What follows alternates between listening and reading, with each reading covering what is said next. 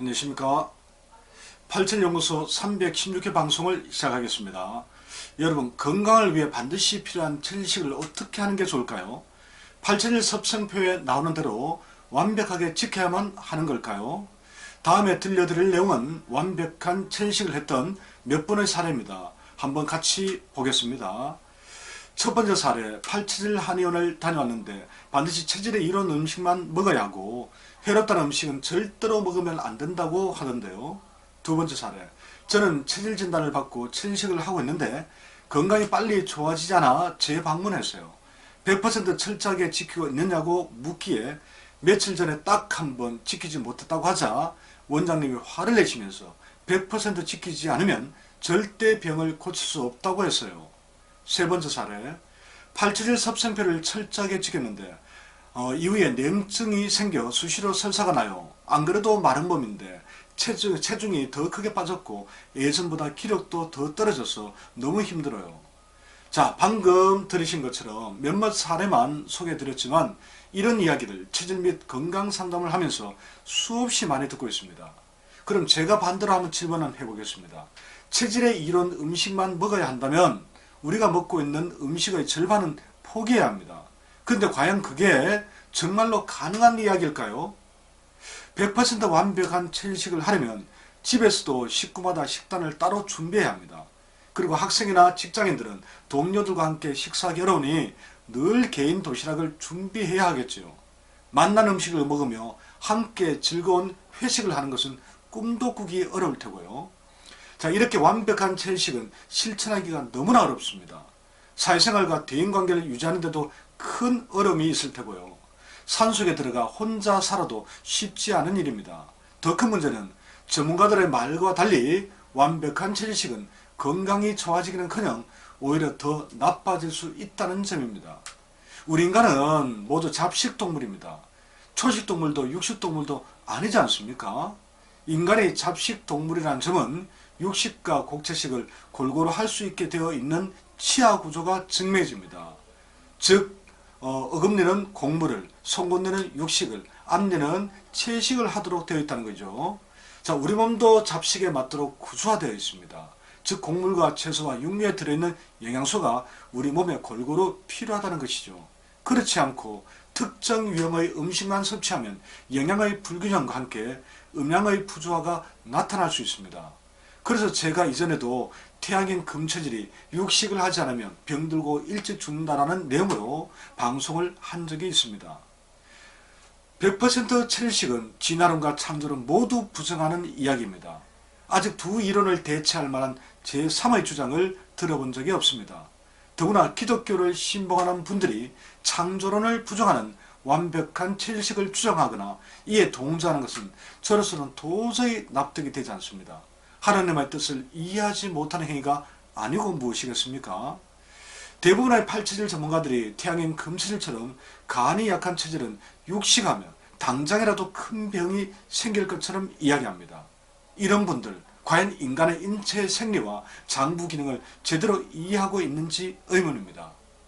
간이 약하면 지방과 단백질 소화를 도와주는 쓸개즙이 전혀 나오지 않는다는 걸까요? 그렇지는 않죠. 쓸개즙이 적게 나올 뿐이지 안 나오는 것은 아니지 않습니까?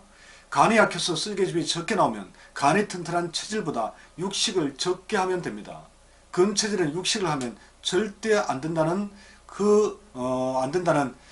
비논리적인 주장은 위대한 동양의학과 체질의학을 무당학문으로 만드는 어처구니 없는 행위에 불과합니다.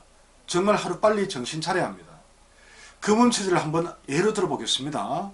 금음체질은 한태에는 비를 포함한 소화기능이 약한 경우가 아주 많습니다.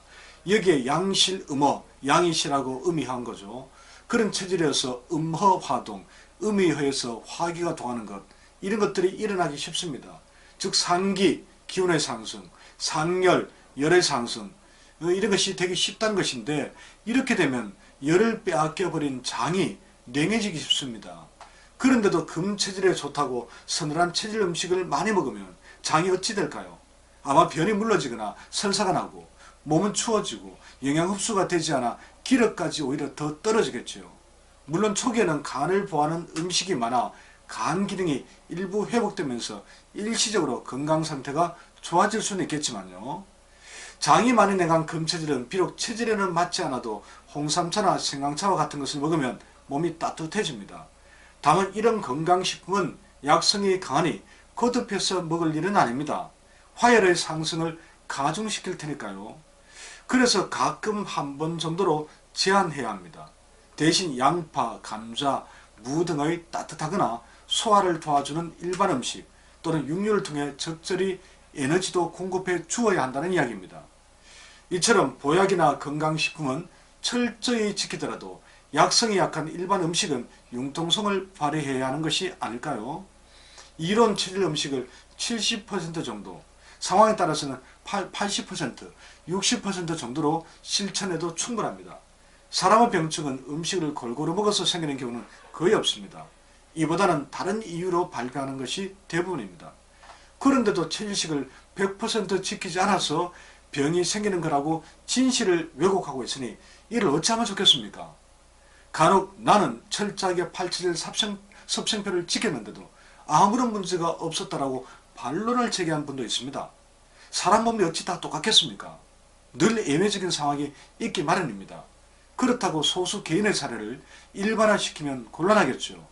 소화기능이 좋고 열이 많은 금양체질 열태양인이나 장이 냉하지 않은 금음체질 한태양인은 서늘한 음식 위주로 먹어도 쉽게 탈이 나지 않습니다. 간혹 특이하게도 태어날 때부터 쓸개즙이 거의 분비되지 않는 분들이 있는데 물론 이런 경우는 예비로 해야겠죠. 또 이 태양인 금체질은 고기를 많이 먹어도 당장 쓰러지지 않습니다. 왜냐하면 육류는 대부분 따뜻하기 때문에 속을 좀 편안하게 해주거든요.